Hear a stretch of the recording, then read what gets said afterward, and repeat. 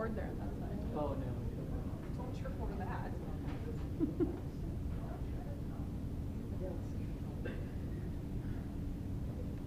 All right, welcome everybody to our first Live at the McGovern. Today, Dr. Allen is going to join us.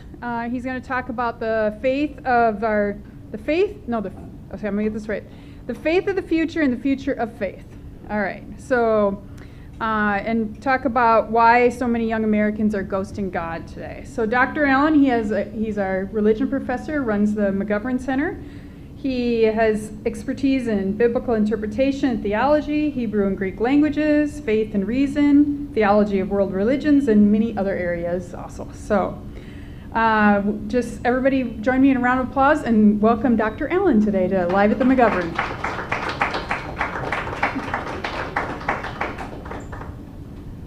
Well, thank you. This is a topic that I started to get interested in probably sometime earlier in the summer. I got an article, was sent to me by a friend. It was in the National Geographic, and it was, Can Religion Make You Happy?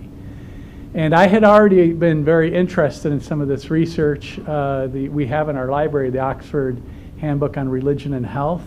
It's a little dated, it's 2012 now, but the last edition. But man, it's very, very interesting that religion has so many positive impacts. And yet we seem to be turning away from it in so many ways. We're becoming more secular as a country. So that's kind of the broad overview. So the operative question here for this talk, and this is not going to be a lecture at all, it's just going to be a talk and then see where conversation goes. It's what is the future of faith and faith communities when so many young Americans are ghosting God and religious congregations? So in this presentation, I'm going to talk about the decline of religion in public life, religion's role in human flourishing, civic implications of religious disaffiliation, and then kind of throw it open to see what you think we should do about this. And I want to start on a positive note, lest it sound like I'm downing young Americans. So there are a lot of great qualities of our Gen Z. We call them Zoomers. They call us Boomers, so I'll call them Zoomers. They're digital natives and they're tech savvy. They're very pragmatic and realistic. They appreciate authenticity in a new level. They have a strong work ethic, especially when highly motivated. They're willing to question authority in ways that other generations have not. And they're concerned for self-care and mental health. Mental health has a high level of importance for our young Americans.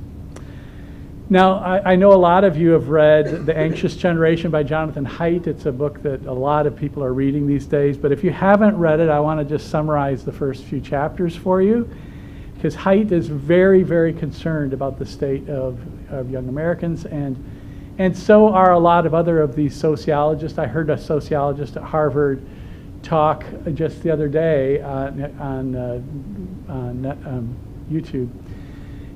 In fact, he's one of the guys leading this global flourishing study, and he said there are three things that we know from the last 20 years of research we've done. One is that young Americans are not doing well. Second is religion seems to be really good for us. And third is America is not as happy as you think we are. So very interesting beginning.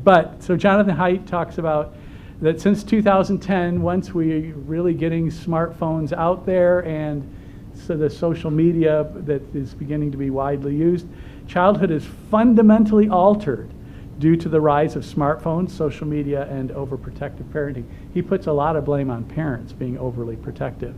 Kids need broader boundaries to explore and to do things without a parent watching them all the time. And we think of like a lot of my boomer generation, we love to talk about how we used to go run and play in the park all day and then, come in it when it was dark. So, and that was true. So there's a rise of phone-based childhood where their childhood is, on the phone. I heard the other day that, 24% of young Americans say that they're either online all the time or thinking about being online all the time. They're either online or they're thinking about being online all the time. All the time. So phone-based childhood is a real, as opposed to play-based childhood, right? Play-based childhood is healthy. Kids learn to negotiate. They learn how to fight. They learn how to make up. There's so many things that happen. And so playgrounds can be a rough place too, but not in the kind of deteriorating ways that social media can. And then the third, mental health crisis. The mental health crisis is real and measurable. There are steep increases in anxiety, depression, self-harm, and suicide, especially among young girls. And he notes that girls more than boys are affected by social media dynamics and comparison, exclusion, and harassment. So you just summarized the first few chapters of Jonathan Haidt's book. So you can start with chapter 4 now, I think. So Zoomer views on religion. We know that religion is really going down among Zoomers.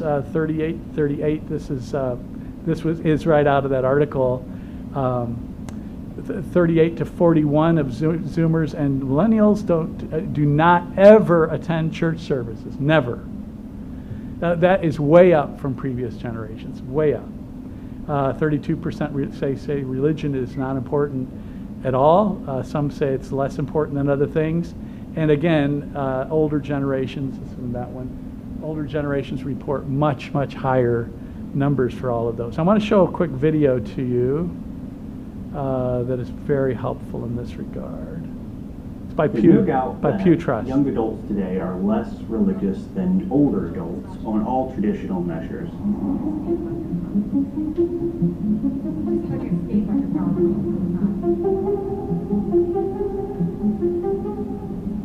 When we talk about religiousness among young adults, they are less likely to pray, they're less likely to attend religious services. What do I need to do? They're less likely to say religion is very important in their lives. About half of young adults today say they attended religious services at least. Where's your PowerPoint? Oh, Back yeah. here. And that. Okay. I've gone over this right before.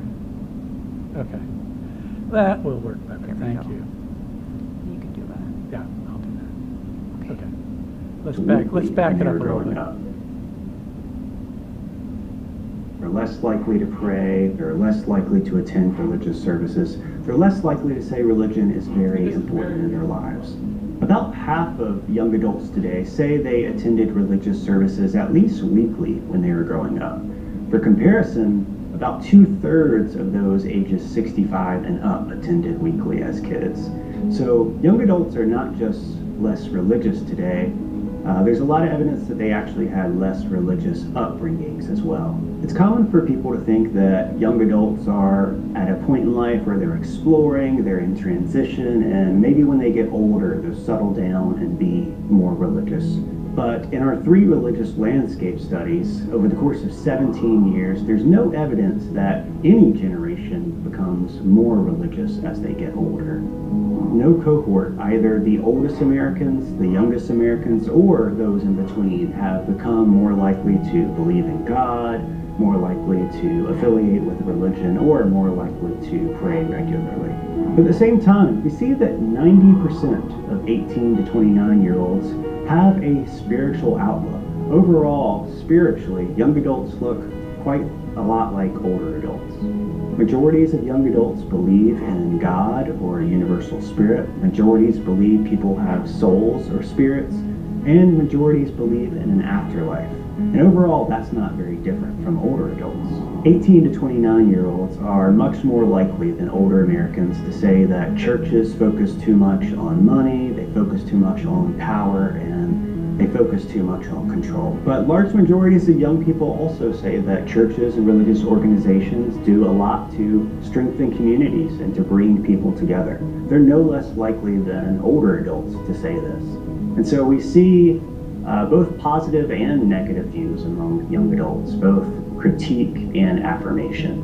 Focusing on religiousness among young adults is important because it gives us a sense of the trajectory of religion. As older generations pass away, young adults will make up a larger share of the population. And we know that on average, young adults are less religious. And so unless something major changes these dynamics, we would expect to see more religious decline in the future. And to make this, to even be more pessimistic than this guy, I heard a sociologist talk about those numbers that are not going, that are surprisingly high, the interest in spirituality, belief in the soul, and he said, I hate to tell you this, but beliefs are just the last things to go. Beliefs are just the last things to go. Whoa. Yeah, that really surprised me. Now, I know that there's, and I think it must be said that there are a lot of groups that are doing great work with this generation. And there's a lot of young people that are really rediscovering their faith. But it's a smaller subset. The majority seems to be going down in terms of religious participation, and then a minority that seem to be going up. So I think what we're seeing is greater disparity between those who are religious and those that are not. They tend to be more skeptical and more agnostic than previous generations. This is a chart of the blue are agnostics, are atheists, and so this is going from 2008 to 2023 or 4. So you see that the blues, the atheists have doubled, but they've gone from 3 to 6. So there are not a lot of atheist young people. The numbers of agnostics in red, they go up from 4 to 6, but so not much growth there. But the nones are what everybody talk about. So nones are people who respond, list of religions and then none of the above, So they're called nones.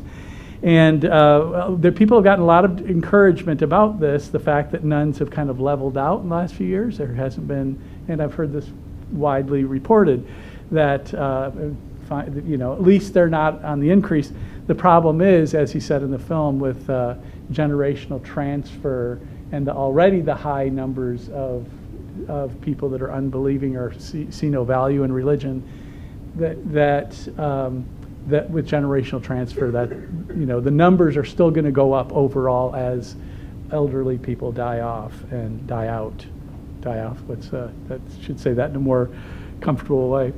So Americans are turning away from religion. This graph, I know you won't be able to see it, but you can I'll tell you what it's saying. This is the first time, since these numbers were calculated, of church membership. In other words, this last 20, what would it be, 20, since 2020. The first time in American history, since this has been tracked, that the numbers of people, that there's been less than 50% of people who are members of a religious congregation. So you can see the numbers have just been consistently going down of people that are actually members of a religious congregation. And then this chart, the bottom represents tradition, the traditionalists, the World War II generation and younger, Korean War, and then this one represents baby boomers, and this one represents Gen X. No, Gen X are the red. But the point is, with all these generations, as you're getting younger, this movement toward being unreligious with no religious affiliation is going up. In other words, as we look toward the future, if things continue as they are, young people will probably become increasingly unreligious. So that's what that is showing. Okay, now I'm going to take a hard turn here. Here at this point, I wanted to start talking about kind of this positive information that seems to be so counter what we've been talking about so far. There's a tremendous amount of research done by Pew, done by all the leading research organizations, and especially the Global Flourishing Project, that has shown in many, many ways that there's clear correlation between people being involved in religion, or really any civil society, but especially religion. That religion seems to be really good for us. In fact, I heard one sociologist in a podcast I was listening to who said, if you could give one word of advice to the Gen Z generation, what would it be? And he said, go to church. Go to church. And we find that people, Gen Z generational people, once they are involved in religious communities or communities of trust that they can develop, that they do respond more greatly, or their numbers of those that say, I feel connected to a community, go from way down here to way up here, right? those connections are working for them, even, you know, with all the negative impact of social media and that kind of thing, that those bonds are sought. You know, it's making a connectional difference, but religion is being linked more and more with happiness, with flourishing, higher levels of community involvement, higher life satisfaction and purpose, less smoking, less alcohol abuse. I read one study that just looked at obituaries, and they asked two questions. One, does the obituary mention a church membership? And two, how old were they when they died? And there was a significant difference. People die older if they're a member of a religious community. So this stuff is very real and being researched with great vigor. The video I watched was shot at Harvard. Harvard and Baylor have kind of a cooperative relationship with two leading sociologists doing this work. And the Harvard guy, I've forgotten his name, was saying that that of all the things that we know about religion, the thing that is most clear is that you know, the old days when Christopher Hitchens used to say that, you know, I'd rather live in North Africa than be a religious person, not North Africa, North Korea than be a religious person, because, you know, if at least there you can die and get away from God, because there's no, you know, if God exists, then I'm going to have to deal with him for eternity, right? So, and he thought religion was really a neurosis, and Karl Marx and other people thought that religion was very deeply damaging, but it doesn't appear to be the case. The opposite seems to be the case. Now, causation is still being teased out, and that's the next project, the next years of study, to make sure that these aren't just corollary and that there really is a causation factor. But there's a strong correlation between weekly attendance and well-being that does exist. Flourishing scores improve with religious involvement, and early religious involvement makes a difference. Kids that go to church are more likely to attend church as an adult, and and that has societal benefits for them. We saw this when my parents were missionaries in Mexico as a child, and they commented on this all the time, that, you know, this person that's an alcoholic, you know, would just throwing their life away, would have a salvation experience at the local Assembly of God church, and he'd go there, and pretty soon he's building friendships and finding a wife, and then a few friends from church decide to go start a business together. I mean, it has that kind of generative, positive impact, and it does here as well, but perhaps because of our level of need, we don't perhaps notice it quite as much. So I've titled this slide, What Grandparents Already Know. Religious involvement as a child leads to higher adult flourishing. So taking grandchildren to church, grandchildren, if your grandma took you to church as a kid, I know Kitty was that way, that her grandma took her to church, that it makes adult attendance much more likely, and participation in religious services is strongly associated with flourishing, and that comes from the Global Flourishing Study.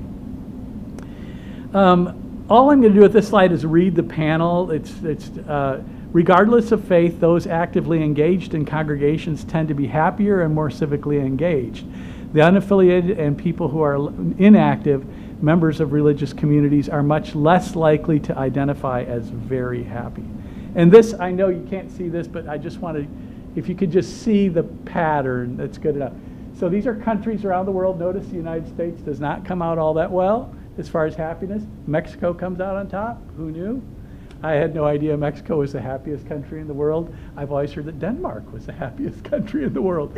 But, okay, so 1 in 5 people in the United States are, so what I want to point out about this is the way this works is the 71% are people who are, so the darkened dots are people who say that they are members of a religious congregation and they check that I am very happy. So they have to have both of those. I'm members, and then the gray dot is the people who are unaffiliated or not attending religious congregations, and then inactive, and then unaffiliated. And across the board, you see that the top edge is always the dark blue, dark black, which means they're people who are both religiously active and say that they're very happy. So Now, religion and civic life, all civic organizations do tremendous good. That's what the whole Bowling Alone book by Robert Putnam was all about. There's a great documentary. If you ever get a chance to watch, I would urge you to watch a documentary on Netflix, and it's still there, I just checked, called Join or Die. Join or Die, it's a reference to that Civil War slogan, the meme from the Revolutionary War, to join the 13 colonies together or we'll die. But it's a reference to that, and it's all about the extraordinary impact of social service agencies like Kiwanis, like Rotary, like they're tremendously important to building social bonds of community that are necessary for a thriving democracy. So churches nourish habits of responsibility and participation and care. Religious people are considerably more engaged to vote and be civically engaged, yet we know that participation with all these civic organizations, whether church or not church, are going way down. And I took this picture. I didn't take this picture, but in fact, I don't even have the actual picture, but I got one that's like it because, okay, but you get the point. That I was at a banquet, a legacy banquet, I think, and there was pictures going across the screen of like old 1950s class and I looked up and I just happened to see the class of like 1955 Circle K Club, which is the college level Kiwanis Club. And there were like 25, all men, they didn't let women in those days, 25 men in suits just like these guys, and they were the Circle K Club on campus. I mean, can you imagine trying to put that club together today? It just would be very difficult, right? We don't gather the way we used to. Civic associations build trust. They build social capital, whether they're churches or not. They're very, very good for us. I just was at a Kiwanis meeting earlier today and rubbing shoulders with all these people. Not Kiwanis, I'm sorry. I was Kiwanis yesterday. I was at Rotary today. So rubbing shoulders with people and getting to know them, and George Breidenbach kept teasing me because I called him Pat once, and then he's like, well, I'll call you Kitty then. So sorry, I was standing right next to another Pat. So civic organizations build trust. All generations show decline recent generations have shown decline in these associative memberships like Kiwanis, all these others. Yet trust suffers when people disengage. We need to build bonds of trust. People involved in these communities are much more likely to vote and participate in community leadership. Okay, I'm just about done. So the question I want to bring up at this point is like, what if there is a causation connection between flourishing and community involvement, things like church and church? If there is a causative connection, what might it be? And of course, it's just human fellowship is always a good thing. In fact, I read of one study that said if people go to church but don't know anybody, it doesn't do them any good socially. So it's part of it is just getting to know people and visiting with friends and that kind of thing. But I think it's much more theological than that. I think that I just was thinking about, themes in songs. And I want to challenge you. This is like the second part here, the orange. Bring a pen and paper and a notepad to church. I've not done this, but I've kind of done it in my head. And try to kind of separate from the worship and look at it more as a sociologist than a person engaged in worship. And just ask yourself, I'm going to write down every power thought I come across. You'll be scribbling a while, right? You're made in God's image. God's grace is free. God will redeem this broken world. We sing about these kinds of things when we're in church, and those are power thoughts, right? You let that soak in, and it's very, it's helpful to your soul, and it builds community. So, any other, what would you say are some thoughts that might be nurturing that you get from church? Any feedback or thoughts?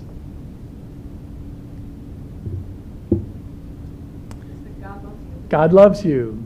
God forgives you. You're a new child in faith, Yeah, there's tons.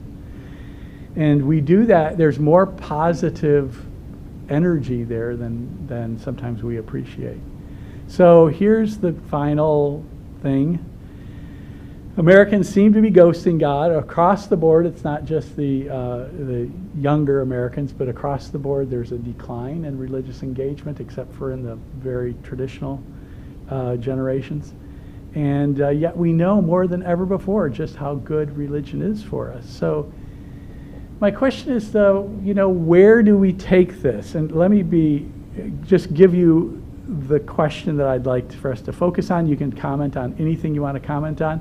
But some studies suggest that younger Americans are less likely to trust institutions and less civically engaged than previous generations. What do you think accounts for this mistrust? And how can religious communities and educational institutions help cultivate a stronger sense of civic responsibility? That's kind of the fundamental question I want to talk about. So I'm done. So I want to hear you talk. This is meant to be a conversation, and I've got a mic here if anybody wants to add a thought. Is this generation actually ghosting God or ghosting religion? I think both, because many of them will believe in God, but there's no belief in the Trinity, right? There's not no belief, but belief tends to be very vague. I believe in a spiritual presence, that kind of thing. So again, beliefs tend to be the last thing to go. That's at least what that one sociologist said. So I think it's first institutions, but beliefs may be following that. So, but maybe I'm wrong about that, Yeah. Anthony, you on a mic? I mean, I don't know. You tell me if I need a mic. Probably dangerous to give him control. Yeah, give him a mic. Yeah, because we talked about this a little bit before. The Pew data that you showed is really heartening in some way. It's really depressing in a lot of ways. Yeah. But like along that vein, Kyle, like there's a hunger. There's a hunger in like an almost like it seems like I know in my heart, or whatever you call that, like a certainty at our core that there's something bigger than us, and that it's relational. That seems to be the correlations. Like there is a God, there's spiritual realm, reality, and there's a God. You're above 80% for both of those in total Americans. Like that means something.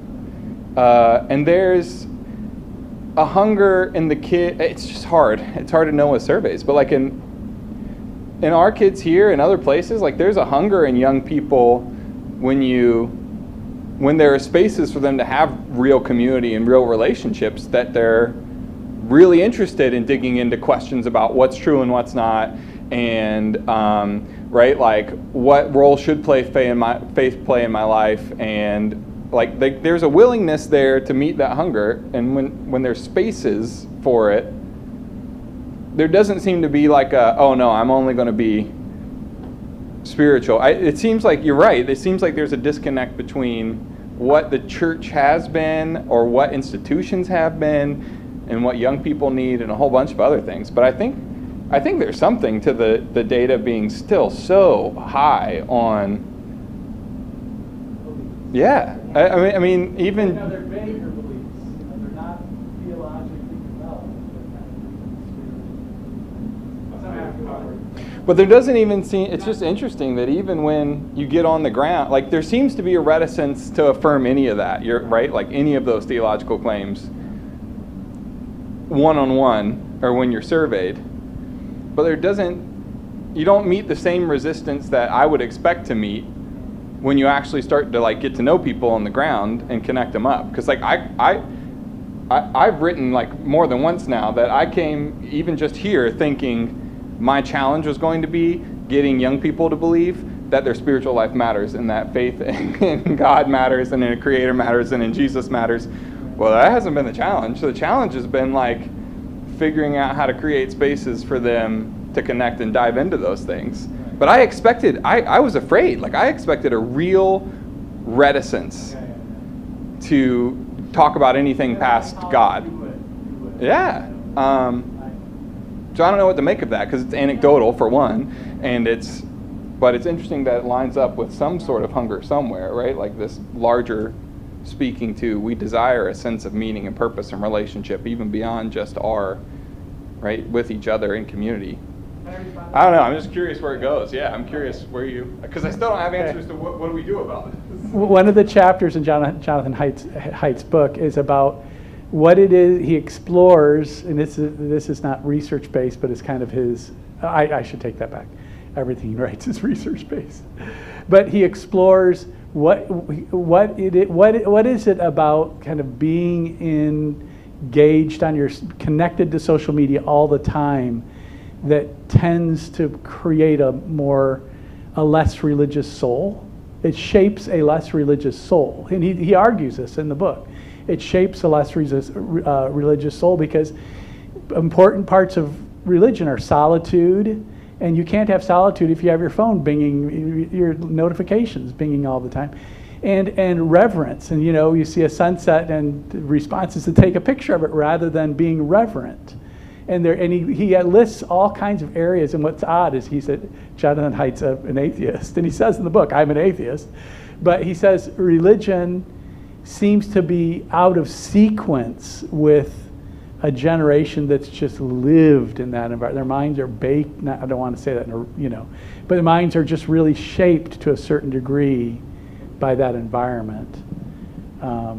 So that's kind of the other side, that there is a positive growth of spirituality, but there may be a larger group that are struggling with that.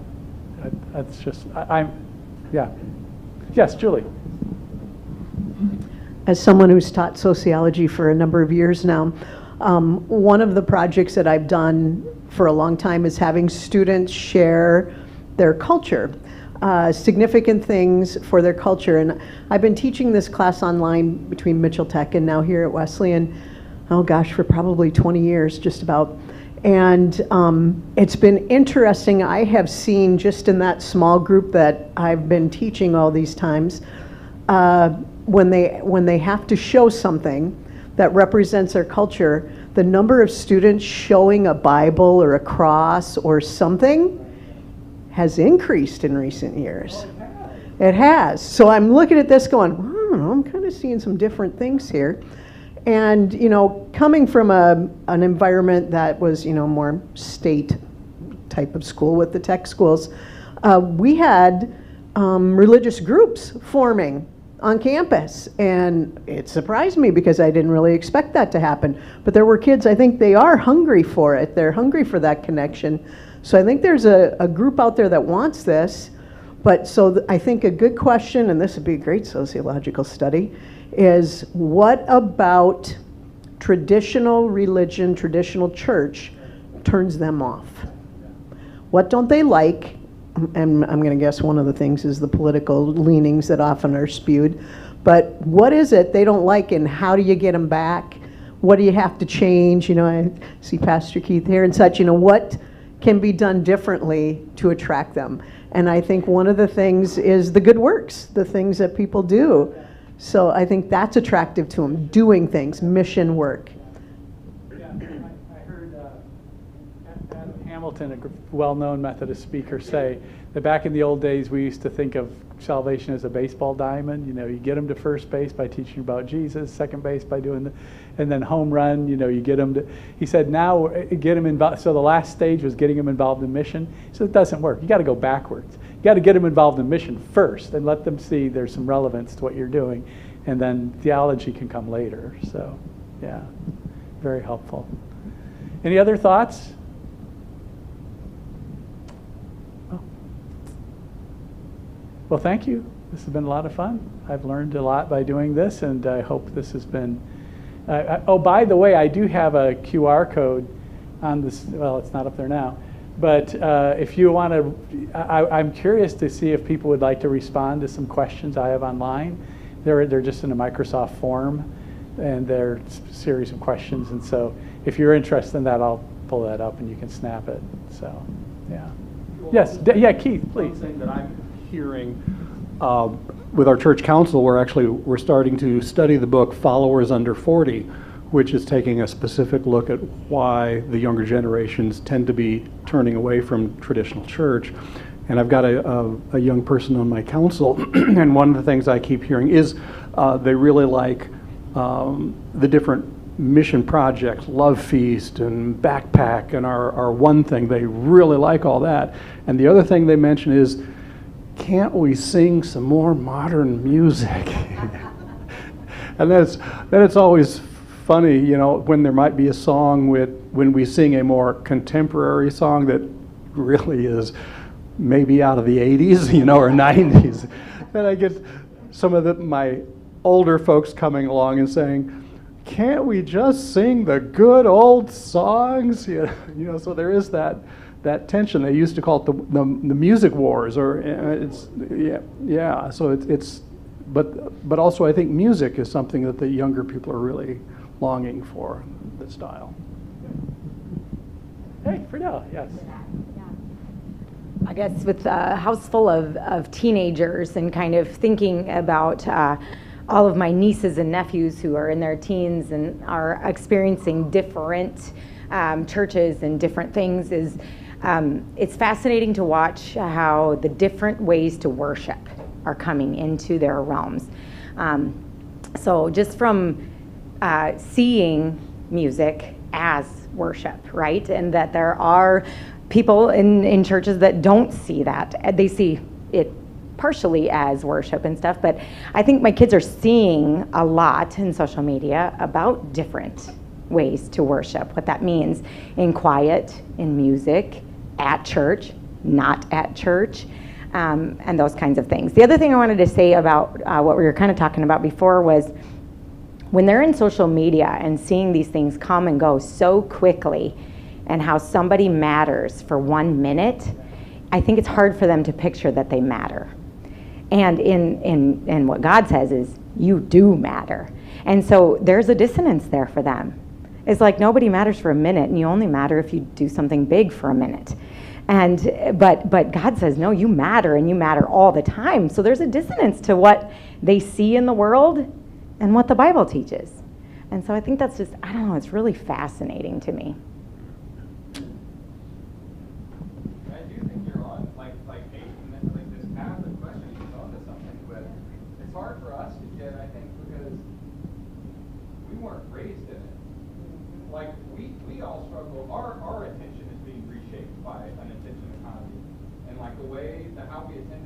I'm one who picks up my camera to take a picture of the sunset rather than just appreciating the sunset, right? Like my life, I've been reshaped into that economy of attention, but I can't imagine, like I grew up not connected to screens constantly. I can't imagine I can't imagine the questions and I mean, yeah, I don't know. It's a good set of questions to be asking. I don't know where it takes us, but it's the same question about, like, right, we're dealing with high schoolers and college students right now who are struggling with just opting out of learning how to learn because AI will answer your questions.